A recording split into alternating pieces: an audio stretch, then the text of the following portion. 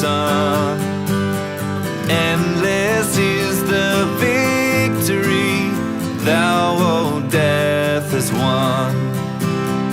Angels in bright raiment rolled the stone away, kept their folded grave clothes where thy body lay.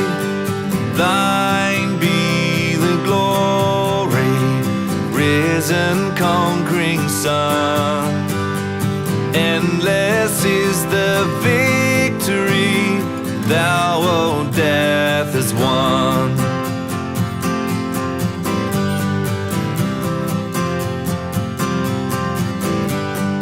Though Jesus meets us, risen from the tomb, lovingly he greets us, scatters fear and gloom.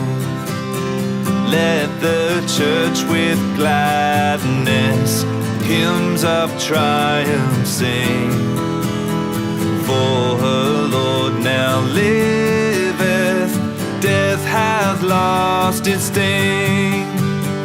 Thine be the glory, risen conquering Son.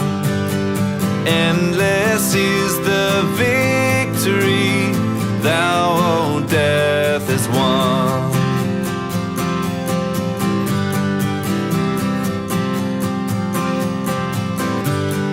No more we doubt thee, glorious Prince of life. Life is naught without thee, aid us in our strife. Make us more than conquerors through thy deathless love.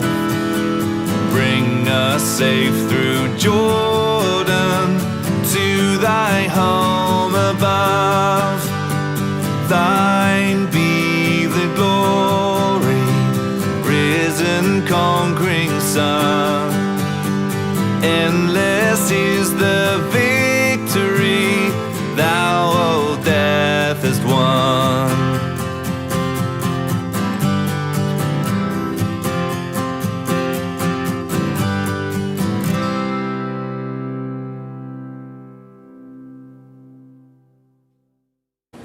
Isang mapagpalang umaga po sa ating lahat, mga magulang namin at mga kapatid.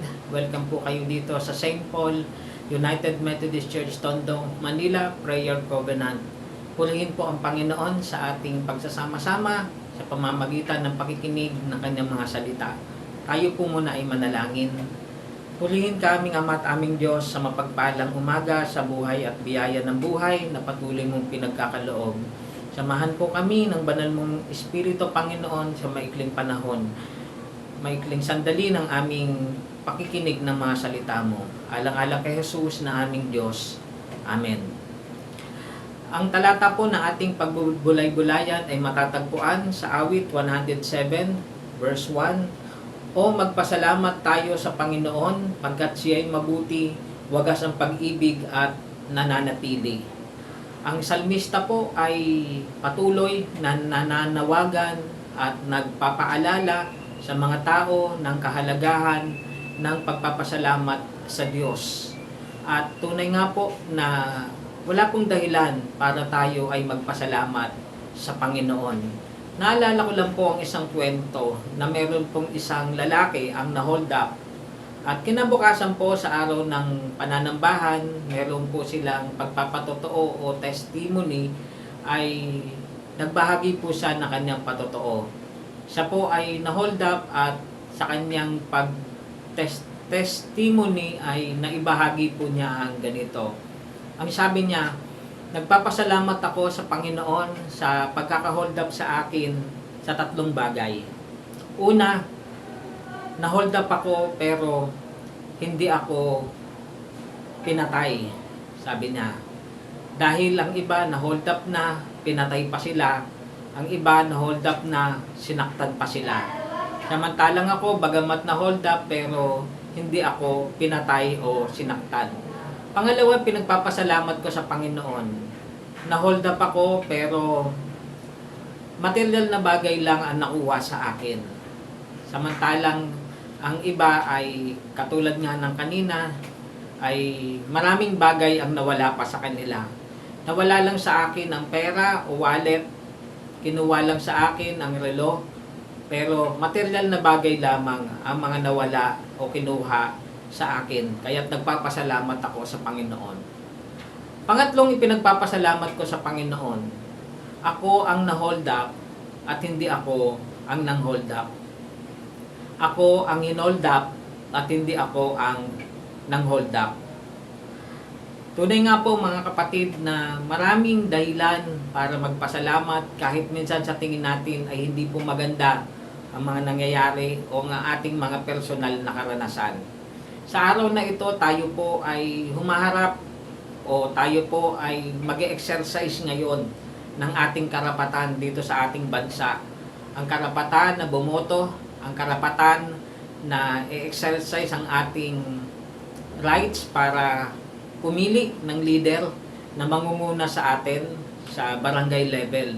Pero sana po higit na magibabaw pa rin sa atin unang pananalangin, gayon din ang ating pagtitiwala sa Panginoon na siyang higit na makapagkakaloob o magkaloob ng karapat-dapat na leader sa level ng ating barangay na mangunguna sa atin. At ipagpasalamat pa rin po natin kung ano man ang magiging resulta o mangyayari. Naniniwala po ako na may pagkilos at kamay pa rin ng Diyos ang gagawa sa ating kalagitnaan. Kung hindi man mangyari ang inaasahan natin o gusto nating maging leader sa mga barangay level natin dito sa Pilipinas, ay ipagpasalamat pa rin natin ito sa Panginoon. At magpatuloy po tayo sa ating responsibilidad o tungkulin na ipanalangin po ang ating mga leader mula sa barangay, sa local, at sa national level. Balikan ko lang po yung talata, o magpasalamat tayo sa Panginoon pagkat siya'y mabuti, wagas ang pag-ibig at nananatili. Mabuti po ang Diyos. Mabuti po ang Diyos. Ang kanyang pag-ibig ay wagas at mananatili magpakailanman. Kagitna at sa kabilaman po ng ating mga pinagdaraanan, patuloy pa rin sana nating makita ng Diyos ay mabuti sa lahat ng panahon ng ating buhay. Sa pangalan ng Ama, ng Anak at ng Banal na Espiritu. Amen. Tayo po ay manalangin.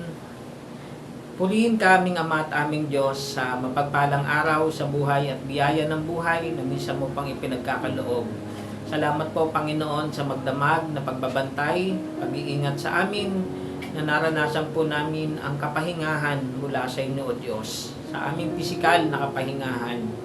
Panginoon, dalangin po namin ang araw na ito, na minsan pang gagawin po namin ang aming sacred duty sa bansang ito, ang aming karapatan na makaboto, Panginoon, ng leader na mangunguna sa level ng aming barangay. Panginoon, dalangin ko po sa inyo, bagamat meron kaming kalayaan, meron kaming desisyon, meron kaming pagpapasya bilang mga mamamayan dito sa Pilipinas na may obligasyon o tungkulin sa pagboto.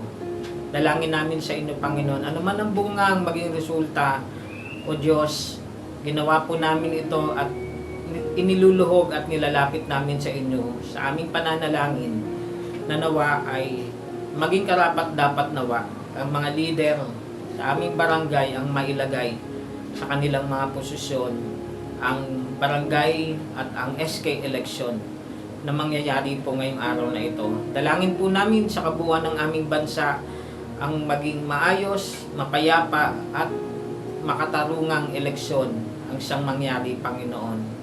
Kayo po, Panginoon, kamay mo, Panginoon, ang kumilos, ang humipo sa puso ng mga tao, sa mga karapat-dapat, at kayo po pa rin, Panginoon, ang magluklok, maglagay sa tamang tao sa posisyon namin. Hangad po namin ang patuloy na kaayusan, kapayapaan, kaunlaran sa level po ng aming barangay, Panginoon. Sa bawat barangay dito sa buong Pilipinas.